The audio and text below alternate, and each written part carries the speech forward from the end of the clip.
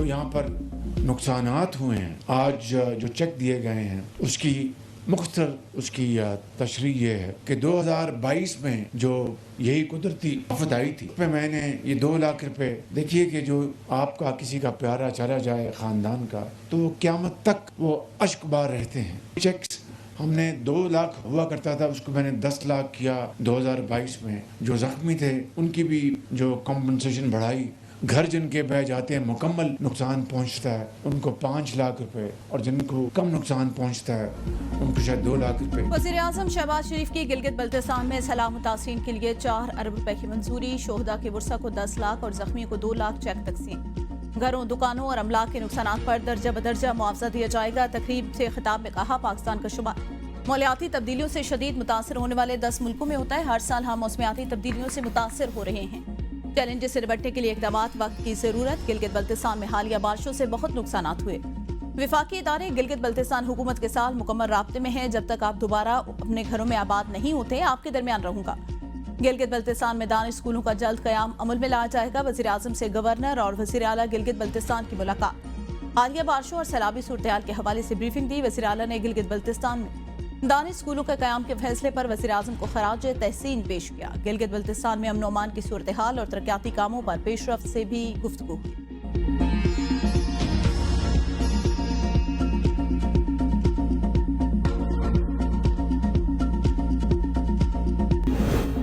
वज़ीर आला खैबर पख्तूनख्वा अमीन गंडापुर का पुलिस शोहदा के लवाहिकीन को प्लॉट देने का ऐलान। तकरीब से खिताब में कहा, हमारा मुकाबला किसी आम मुजरिम से नहीं बल्कि खित्ते को हिला देने वाली दहशतगर्दी से है।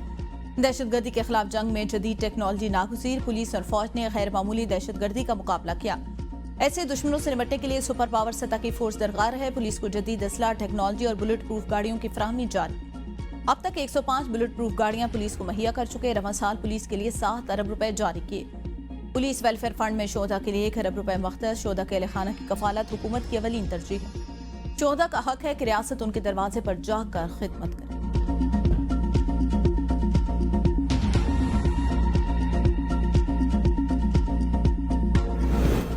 सिक्योरिटी फोर्सेस के पीछे सियासी कुव्वतें नहीं होंगी तो दहशतगर्दों के खिलाफ जंग नहीं जीती जा सकती। बलूचिस्तान और केपी हुकूमत जिम्मेदारियों से बरीउज़्ज़मान नहीं हो सकते। सियासतदान फर्ज निभाएं, खैर जिम्मेदारी काबिल कबूल नहीं। वज़ीर मुमलिकत दाखिला तलात चौधरी का इस्लामाबाद में तकरीब से खिताब। कहा, कुर्बानियों पर तनकीद करने वालों को यह आखिरी वार्निंग है। ये नाकाबिल कबूल है कि आप सिक्योरिटी फोर्सेस के पीछे खड़े ना हों।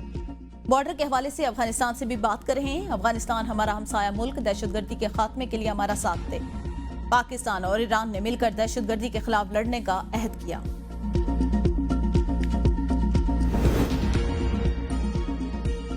हमारा एहतजाज पुरअमन होगा। इस्लामाबाद आने का कोई प्रोग्राम नहीं। रहनुमा तहरीक इंसाफ असद कैसर कहते हैं, पूरे मुल्क में प्रोग्राम करेंगे। बानी पीटीआई चाहते हैं कि मुल्क में अदलिया और पार्लियामेंट आज़ाद हो। बानी पीटीआई के तमाम केसेस में जमानत होनी चाहिए। किसी के खिलाफ सियासी इंतकाम की बुनियाद पर फैसले नहीं होने चाहिए। राना सनाउल्लाह के खिलाफ केस गलत बुनियाद पर बना था। केसेस पर बानी पीटीआई ने काबीना में नाराजगी जाहिर की थी। बानी पीटीआई के बेटे वालिद से मिलने आ रहे हैं। जिनके पास इख्तियार है, ताकत है, उनसे बात हो सकती है। हुकूमत का बातचीत का कोई इरादा नहीं।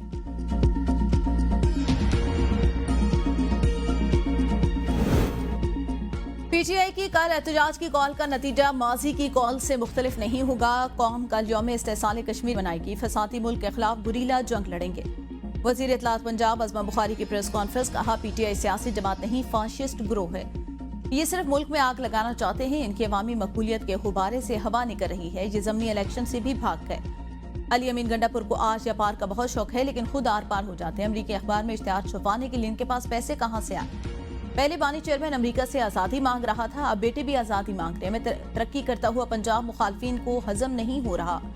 ईरान सदर के दौरे लाहौर को मतनाज़ बनाने की कोशिश की गई। नून लीग के सेनेटर अफनानुल्लाह ने एबीएन न्यूज से खुसूसी गुफ्तगू में कहा, पीटीआई के एहतजाज का हुकूमत पर कोई प्रेशर नहीं पड़ेगा। अगर वो खैबर पख्तूनख्वा में एहतजाज करना चाहते हैं तो करें, हमें कोई मसला नहीं। अगर ये इजाज़त नहीं लेंगे तो उन्हें पंजाब में एहतजाज की इजाज़त नहीं।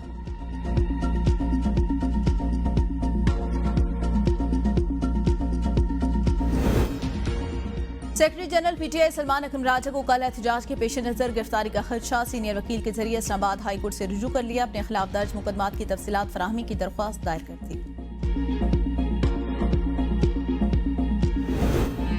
पीटीआई ने बानी के बेटों को जिम्मेदारी लेने से इनकार कर दिया। पार्टी के मुताबिक कासिम और सुलेमान खान को पाकिस्तान भेजने का फैसला उनकी कस्टोडियन जमाइमा गोल्डस्मिथ करेंगी। हम न बानी के बेटों को बुला रहे हैं, न उनको एहतजाज में शामिल करेंगे। कासिम और सुलेमान खान का अमेरिका का दौरा जाती हैसियत में था, पार्टी की तरफ से नहीं। दोनों अगर बानी पीटीआई की रिहाई के लिए अमेरिका से अपील कर रहे हैं तो ये पार्टी पॉलिसी नहीं।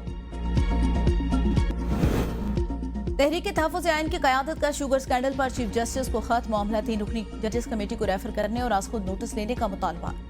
खत में तहकीकाती कमीशन तश्कील देने और शुगर स्कैंडल पर जिम्मेदारी मुतय्यन करने का मुतालबा भी किया गया। कहा गया दिन दिहाड़े अवाम से अरबों रुपए लूटे गए और एहतसाबी इदारे खामोश हैं। हुकूमत में मौजूद चंद खानदानों का बिलवास्ता शुगर इंडस्ट्री से ताल्लुक है। ये मफादात के टकराव और हुकूमत में होकर अपने जाती कारोबारों को फायदा देने की बदतरीन मिसाल है। खत महमूद खान अचकजई, अलामा नासिर अब्बास, असद कैसर और मुस्तफा नवाज खोखर की जानिब से भेजा।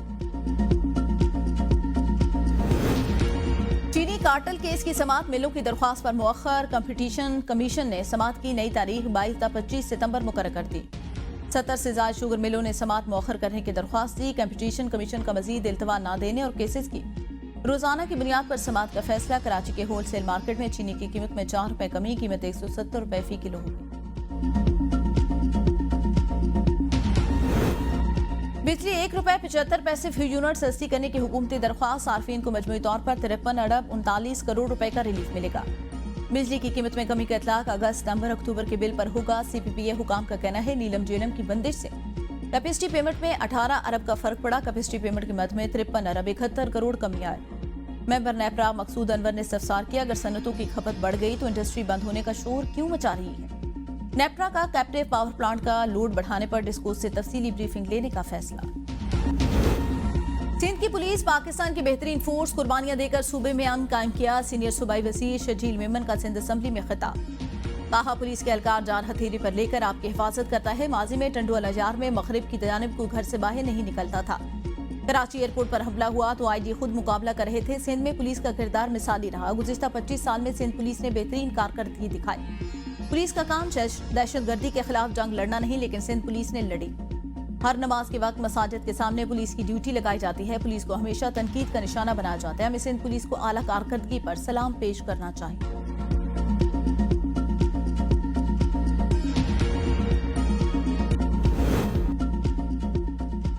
तरक्की का पैमाना इमारात नहीं बल्कि खिदमात की वसूली है। सूबाई हुकूमत सिर्फ इमारतें नहीं, फाल निजाम सेहत दे रही है। वज़ीर आला बलूचिस्तान मीर सरफराज बुगटी का महकमे सेहत के इजलास से खिताब। कहा बलूचिस्तान के हर फर्द को बाइज्जत, बरवक्त और मेयारी इलाज की फराहमी हदफ है। वज़ीर आला को बताया गया कि सूबे में 164 बुनियादी मराकज़ सेहत फाल कर दिए गए। सालाना 12 लाख से ज्यादा मरीजों का इलाज मुमकिन होगा।